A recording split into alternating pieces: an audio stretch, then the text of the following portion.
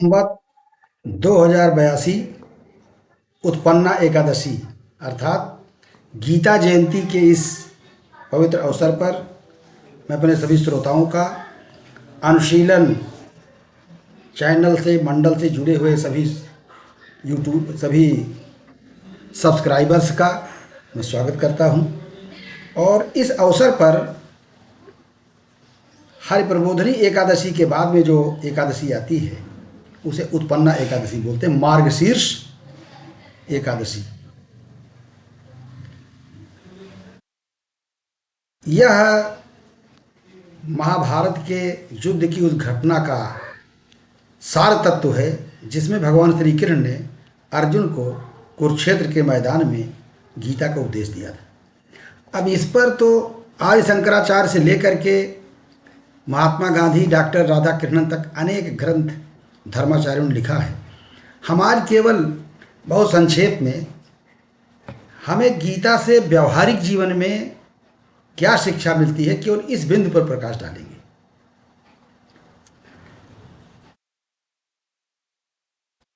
देखिए, गीता केवल कौरव और पांडव, ये दो परिवारों का, दो कबीलों का युद्ध नहीं है। इसमें हमारे जीवन को संचालित करने के लिए, जीवन की विद्रूपताओं से, अवसाद से, निराशा से बचने के लिए एक शांति मार्ग की शिक्षा दी गई है। शांति का तरीका बताया गया है, एक जीवन जीने का तरीका बताया गया है। गीता एक प्रकार से मनुष्य को कर्म के चक्रव्यूह से कैसे छुटकारा मिल सकता है, कैसे निकला जा सकता है, कैसे बचा जा सकता है, इसका एक मार्गदर्शन कराती है। अर्जुन केवल एक पात्र नहीं है। अर्जुन की प्रवृत्ति प्रायः सभी लोगों में होती है। कोई भी बुद्धिमान व्यक्ति जब कोई कर्म करने चलता है, कोई कार्य करने चलता है, तो उसके परिणाम पर पहले विचार करता है। अर्जुन ने भी यही किया। कुरुक्षेत्र के मैदान में जब दोनों सेनाएं खड़ी थी और युद्ध का अवसर आ गया था, तो अर्जुन ने कर्म के परिणाम पर विचार किया, युद्ध का परिणाम क्या होगा। इसे अर्जुन विषाद योग कहते हैं। विषाद योग, अर्जुन का मोह, यहीं से ज्ञान की शुरुआत होती है। अर्जुन का मोह ही ज्ञान का प्रारंभ है। मोह का कारण क्या है? बाहरी तौर पर देखने से लगता है कि मोह का कारण है परिवार के प्रति, कुल खानदान के प्रति, उसके भलाई के प्रति चिंता। उन्होंने सोचा कि युद्ध में सब लोग मारे जाएंगे तो हमारे कुल खानदान की स्त्रियां दूषित होंगी, वर्णशंकर संतानें पैदा हो जाएंगी, हमारे पिता नरक भी चले जाएंगे। दूसरी समस्या अर्जुन की थी कि युद्ध में उनको संशय भी था कि हम जीतेंगे, कौन जीतेंगे। विपक्ष में जहाँ भीष्म थे, द्रोण थे, कर्ण थे, दुर्योधन थे, इतने महान योद्धा थे, तो उसमें जीतना इतना आसान भी नहीं था। इसलिए भगवान श्री कृष्ण थे, उन्होंने ये कहा कि मैं युद्ध नहीं करना चाहता। कृष्ण ने इसी क्रम में उनको ये बताया कि आपकी चिंता का कारण फलासक्ति है। चिंता का कारण आप परिणाम पर ज़्यादा ध्यान दे रहे हैं, अपने कर्तव्य पर नहीं। एक बड़ा प्रसिद्ध श्लोक है गीता का जिसमें कर्म पर बल दिया गया है। आप सभी लोग जानते हैं, कर्मण्येवाधिकार अस्ते माँ फलेषु कदाचन माँ कर्म फल भूतिर्भते संगोस्त कर्मणि। मतलब आपका अधिकार कर्म में है, परिणाम पर आपका अधिकार नहीं है। और जिस पर आपका अधिकार नहीं है उसके लिए चिंता करना ठीक नहीं है। तो एक प्रकार से गीता में शुरू में ही, दूसरे अध्याय में ही कर्म की बातें की गई हैं कि कर्म करना ही व्यक्ति का धर्म है, कर्म ही धर्म है। आप व्यवहारिक जीवन में चाहे विद्यार्थी हैं, अध्यापक हैं, किसान हैं, राजनेता हैं, जो कुछ भी आप हैं, यदि आप अपने कर्तव्य पर ध्यान देंगे, जो उचित है अपने स्वभाव के अनुरूप कर्तव्य पर ध्यान देंगे, तो निश्चित रूप से उसका फल तो मिलेगा ही। देखिए, कर्म का फल तो मिलता ही है, केवल अंतर इतना ही है, जो व्यक्ति कर्म के फल पर ज़्यादा ध्यान देता है, परिणाम पर ज़्यादा ध्यान देता है, अपने अनुकूल परिणाम चाहता है, वो कर्तव्य पर ध्यान नहीं दे पाता है। उसका उद्देश्य किसी भी तरीके से अपने लक्ष्य की प्राप्ति करना होता है। तो गीता में कहा गया कि फलासक्ति के कारण मनुष्य अपने कर्तव्य पथ से डिविएट हो जाता है, विचलित हो जाता है। जब फलासक्ति में आप रहेंगे तो कर्म पर आसक्ति नहीं रहेगी, कर्म पर कंसंट्रेशन कम हो जाएगी। इसलिए बेसिकली उन्होंने बड़ी व्यवहारिक शिक्षा दिया है। हमारे सनातन धर्म की भी मान्यता है, कर्म है तो कर्म का फल तो सबको भोगना पड़ता है, लेकिन जो चीज़ आपके वश में नहीं है उसके बारे में चिंता करना और उसके बारे में बहुत आसक्त होना नुकसानदायक है। अब अर्जुन का प्रश्न भी एक साधारण व्यक्ति की तरह ही था। ये कहना बहुत आसान है कि कर्म के फल में आसक्त मत होइए, लेकिन इसे बचा कैसे जा सकता है?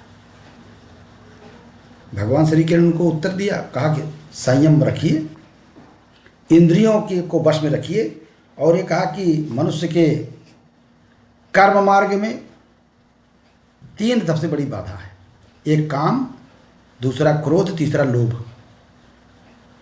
काम पर नियंत्रण कैसे करेंगे, इसकी साधना बताई गई कि काम माने कामनाओं पर, इस डिजायर्स पर कंट्रोल करने के लिए मन को वश में करना जरूरी है। और एक उदाहरण गीता में दिया है, जैसे कछुआ आने वाली आपत्तियों को ध्यान में रख करके अपने मतलब शरीर को अपने कठोर जो उसका बॉडी होता है उसमें छिपा देता है, वैसे ही मन से इंद्रियों को वश में करिए और मन को बुद्धि से वश में करिए। मन और बुद्धि का समाधान, कंसंट्रेशन आत्मा में लगाइए। तो उसके लिए साधना पर दिया गया। हालांकि अर्जुन ने बड़ा अच्छे प्रश्न किए, कहा कि भाई कहना बहुत आसान है, मन इतना चंचल होता है कि उसको वश में करना आसान नहीं है। ये बड़ा प्रसिद्ध श्लोक है, चंचलम ही मनः कृष्ण प्रमाति बलवदृढ़ तस्याहम निग्रहम मन्ये वायुरुषु दुष्करम। मन को वश में करना हवा को पकड़ने से ज़्यादा कठिन है। कृष्ण ने कहा ठीक कह रहे हैं आप, लेकिन वैराग्य और अभ्यास ये 2 प्रमुख चीज़ें हैं जिससे मन को वश में किया जा सकता है। अच्छा, गीता के लिए महत्व, गीता ने कोई चमत्कार की बात यहाँ नहीं किया। उन्होंने कहा भाई अर्जुन से कि आप ठीक कह रहे हैं कि मन को वश में करना कठिन है, लेकिन कोई ऐसी जादू छड़ी नहीं है। 2 ही साधन है। वैराग्य, वैराग्य क्या है? धन, बल, यौवन, किसी चीज़ के प्रति अहंकार से बचना, घमंड से बचना। और मन को वश में करने के लिए सतत साधना करना, योग का मार्ग बताया गया है, ज्ञान योग, कर्म योग, भक्ति योग, तमाम साधना, उसमें जो साधनाएं हैं। तो साधना, अभ्यास और वैराग्य, ये 2 ऐसे मार्ग हैं, 2 ऐसे साधन हैं जिससे मन को वश में किया जा सकता है। और गीता में सबसे बड़ी बात यह है कि ये कहा गया है कि ये जो जीवन है, ये जीवन एक माया का खेल है। प्रकृति के 3 गुण हैं, सत्व, रज, तम। ये माया त्रिगुणात्मिका है, और ये योग माया है, त्रिगुणात्मिका माया ही मनुष्य के भ्रम का मतलब मनुष्य को भ्रमित करने का मूल आधार है। 3 प्रकार के पुरुषों की व्याख्या, सात्विक, रासिक, तामसिक, ये 3 प्रकार के व्यक्ति होते हैं। तो इसका तात्पर्य है कि सात्विक व्यक्ति में तमोगुण रजोगुण नहीं होता है, हर एक व्यक्ति में तीनों गुण होते हैं। कुछ लोगों में डोमिनेंस सत्वगुण का होता है, जो ज्ञानी हैं, शुद्ध शाकाहारी हैं, संत महात्मा जिनको कहते हैं, वो सात्विक होते हैं, लेकिन उनमें भी रजोगुण और तमोगुण का अंश होता है, वो कम होता है। रजोगुणी लोगों में महत्वाकांक्षा होती है, क्रियाशील ज़्यादा होते हैं,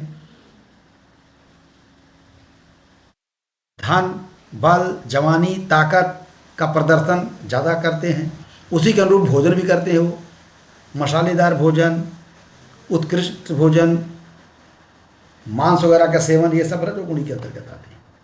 तमोगुणी लोग आलसी होते हैं, सुस्त होते हैं, और उनके भोजन भी इसी प्रकार के होते हैं, उच्छिष्ट, सड़े गले बासी खाने। तो गीता में देखिए एक प्रकार से बड़ी वैज्ञानिक व्याख्या की गई है, जैसे आप अन्न खाते हैं, जैसे भोजन करते हैं, वैसे आपकी प्रवृत्ति बनती है। और ये तीनों गुण जो हैं, ये माया के खेल हैं, प्राकृतिक है। आत्मा के स्तर पर सब एक है, प्रकृति के स्तर पर अनेक है। हमारा शरीर और सारे लोग, हम सभी लोग इस संसार में सहयात्री की तरह, जैसे कि ट्रेन से यात्रा हम करते हैं तो लोग अपने अपने स्टेशन पर उतर जाते हैं। कुछ लोगों के साथ यात्रा में रहेंगे तो अच्छे संबंध रहेंगे, और कुछ लोगों से थोड़ा अच्छे संबंध कम हो पाते हैं यात्रा में, छोटी छोटी बातों पर नोकझोंक हो जाती है। लेकिन जिसका जब स्टेशन आता है तो उतर जाता है। वैसे ही हमारे जीवन की यात्रा है, जब जिसका समय आ जाएगा इस संसार से चला जाएगा। और आप सभी जानते हैं कि गीता में बड़ा अच्छा कहा गया है कि जैसे पुराने कपड़ों को छोड़कर मनुष्य नए कपड़े धारण कर लेता है, वैसे है आत्मा। जब शरीर जर्जर हो जाता है, जीर्ण शीर्ण हो जाता है, तो स्वयं उसको छोड़ना चाहता है। वासांत जीर्णान्य था विहाय नन्यान संज्ञात नमानि देहि। तो जैसे हम पुराने वस्त्रों का परित्याग कर देते हैं, वैसे ही यह आत्मा शरीर के वृद्ध हो जाने पर, जर्जर हो जाने पर, आसक्त हो जाने पर उसका परित्याग कर देती है। लेकिन उन्होंने कहा कि हमारे जो सहयात्री हैं, जैसे हम संसार से चले अपनी ट्रेन से उतर गए तो कहीं कहीं जाते हैं ना, वैसे ही हमारे जितने भी दोस्त हैं, साथी हैं, सहयात्री हैं, वो ऐसा नहीं है एक ट्रेन छोड़ दिए ख़त्म हो गई, वो दूसरी ट्रेन में चले जाते हैं, दूसरे घर चले जाते हैं। वैसे ही हमारे जो जीवन के अन्य लोग हैं, आत्मा के स्तर पर सब एक हैं। आत्मा नहीं कभी खत्म होती है, आत्मा मरती नहीं, न जन्म लेती है। इसलिए भगवान श्री कृष्ण ने कहा कि जिसने जन्म लिया है स्वाभाविक रूप से उसकी मृत्यु होगी। जातस्य ही मृत्यु, जातस्य ध्रुवो मृत्यु। जिसने जन्म लिया उसकी मृत्यु निश्चित है। लेकिन ध्रुवम जन्म मृतस्य, जो मरे हैं उनका जन्म भी निश्चित होगा। बहरहाल इस विवाद में नहीं पढ़ना चाहते हैं, लेकिन ये तो सत्य है कि आदमी की मृत्यु होगी, और जो स्वाभाविक है उसके लिए चिंता करने से कोई लाभ हो नहीं सकता है। तो इसलिए कहा कि जो चीज़ स्वाभाविक है, मृत्यु स्वाभाविक है, तो उसके लिए शोक करना ठीक नहीं है। एक अन्य चीज़ जो हम गीता से समझते हैं कि हमारे लिए उपयोगी है अपने जीवन के लिए, वो है स्वधर्म की शिक्षा।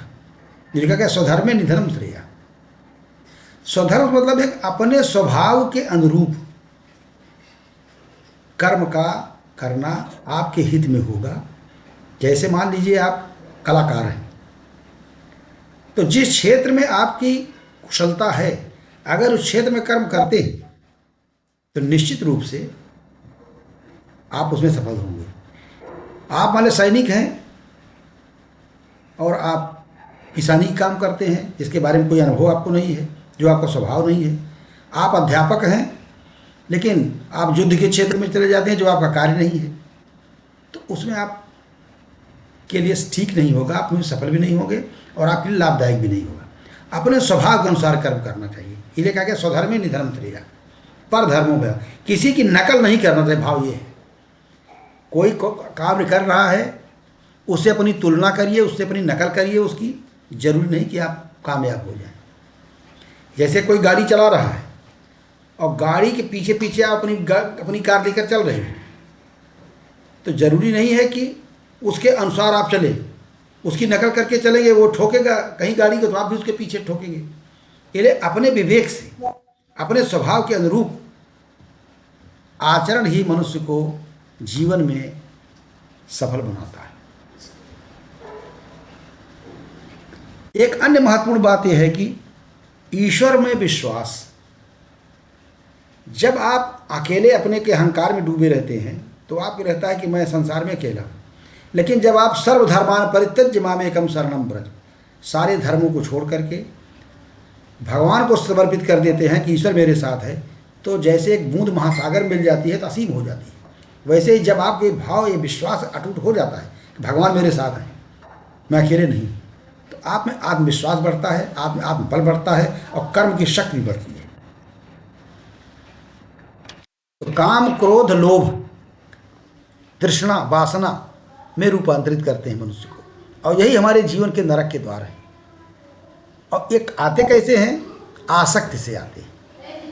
गीता के दूसरे अध्याय में मनोभावों का बड़ा अच्छा विश्लेषण किया गया है। हमारे एक मनोभाव दूसरे से कैसे इंटरकनेक्टेड है, जो उसमें है नहीं, संगात संजायते कामा। हम जिन चीज़ों के बीच में रहते हैं उनके प्राप्त करने की कामना उत्पन्न होती है, और कामनाएं ही सारे दुखों के कारण है।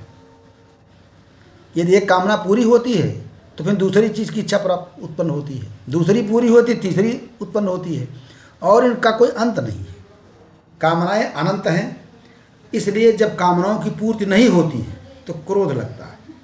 अब क्रोध जो है वो सारे ही अनर्थ का मूल है। क्रोधाधिभूत सम्मोह, वो अज्ञान और मोह से ग्रस्त कर देता है। मनुष्य का उचित अनुचित का विवेक क्षीण हो जाता है, स्मृति भ्रष्ट हो जाती है। उचित क्या है, अनुचित क्या है, और हम अनुचित कर्म क्रोधवश कर बैठते हैं, जो महाविनाशक होता है, बुद्धि नष्ट कर देता है। तो इसका विश्लेषण करके गीता में उनसे बचने का तरीका बताया गया है। तो सबसे पहली चीज़ मन का नियंत्रण, मन के द्वारा इंद्रियों का नियंत्रण, बुद्धि के द्वारा मन का नियंत्रण, मन और बुद्धि को आत्मा में कंसंट्रेट करना, आत्मचिंतन में लगाना। यही हमारे व्यवहारिक जीवन की शांति का कारण है, शांति का मार्ग है। अधिक सफलता में उतावलापन नहीं ठीक है, और अधिक बुरी परिस्थिति में बहुत विषादग्रस्त होना ठीक नहीं है, क्योंकि समय परिवर्तनशील है। प्रकृति की कोई भी चीज़ परिवर्तनशील है। अच्छा समय और बुरा समय दोनों बदलेगा, इसलिए लाभा लाभो जया जयो, लाभ हानि, जय पराजय, सुख दुख, शीत उष्ण में समभाव रखिए। ना बहुत उतावलापन ठीक है, मध्यम मार्ग अपनाइए। इन्हें गीता में हर एक क्षेत्र कहा गया है।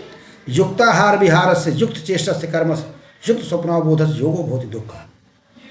संतुलित जीवन, आहार भोजन भी संतुलित होना चाहिए, शयन भी संतुलित होना चाहिए, मनोरंजन और विहार भी संतुलित होना चाहिए।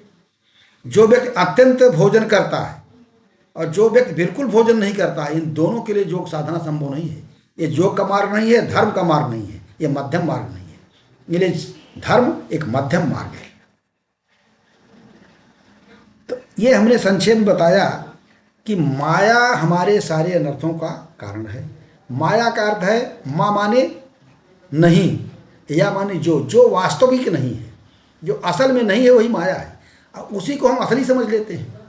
हम इस जीवन को जैसे स्वप्न हम देखते हैं, स्वप्न में कभी कभी राजा बन जाते हैं, कभी कभी बहुत दुख में आ जाते हैं, कभी कभी अवसादग्रस्त हो जाते हैं, लेकिन जागने पर स्वप्न समाप्त हो जाता है।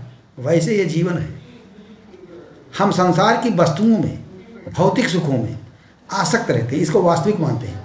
जब जीवन की वास्तविकता का बोध होता है कि आत्मा के स्तर पर हम सब बराबर हैं, ये जितने भी भौतिक सुख हैं ये एक दिन समाप्त हो जाएंगे, ये परिवर्तनशील है। आपकी जवानी, आपकी सुंदरता, आपका धन, आपकी संपत्ति ये हमेशा नहीं रहेगी।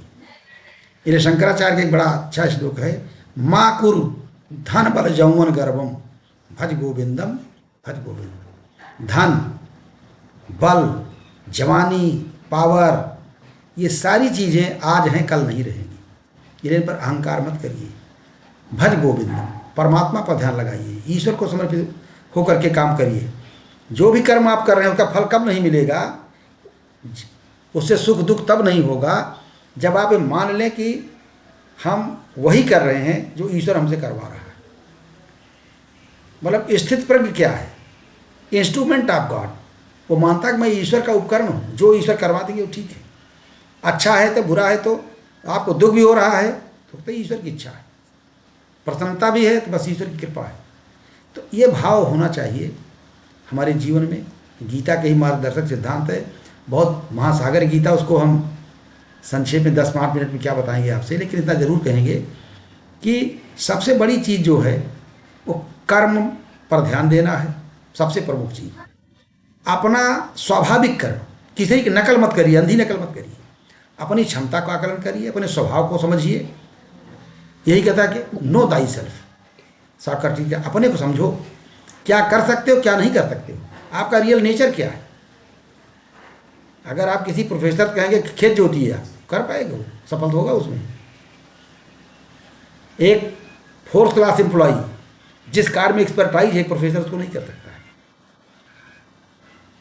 एक प्रोफेसर जो कर सकता है उसको एक सैनिक नहीं कर सकता है।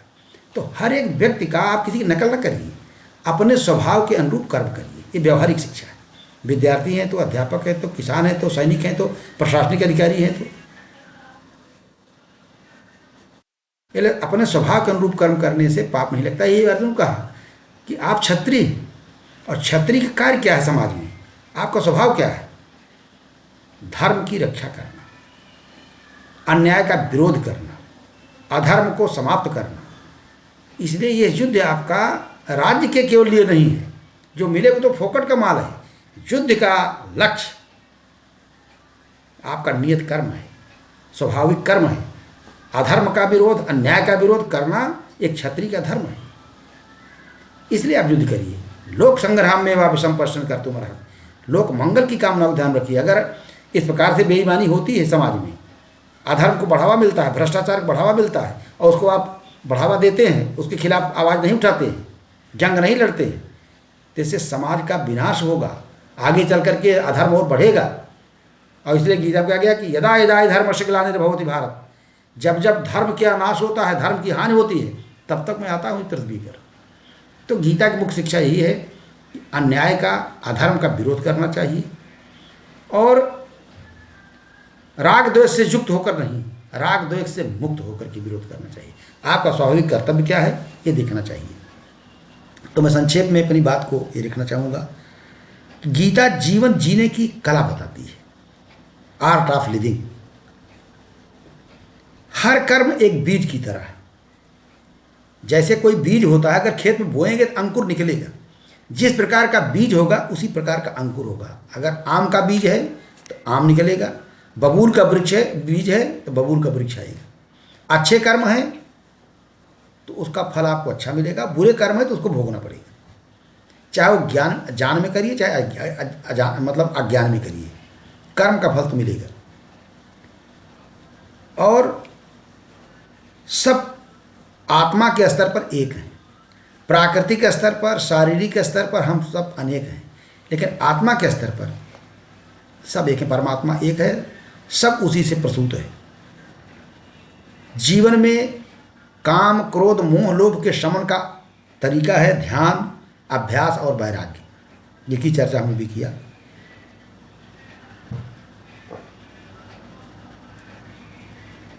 स्वधर्म का पालन और ईश्वर पर भरोसा, ये गीता की बहुत प्रमुख शिक्षा है। स्वधर्म मतलब अपने क्षमता के अनुसार, अपने स्वभाव के अनुसार कर्तव्य का पालन करना और ईश्वर पर भरोसा करना। इच्छा, क्रोध, लोभ पर नियंत्रण, ये सारा जीवन माया का एक नाटक है। सफलता असफलता में संभाव होना चाहिए। इस प्रकार से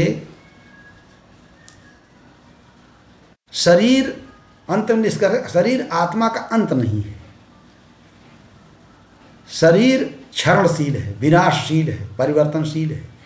आत्मा अपरिवर्तनशील है। आत्मा कभी मरता नहीं है। इसलिए जो लोग आपके इस जन्म में साथी हैं, उनका इस संसार से इस जन्म में पलायन या इस जन्म से जाना उनका अंत नहीं है, वो कहीं दूसरी जगह होंगे। ये गीता की शिक्षा है।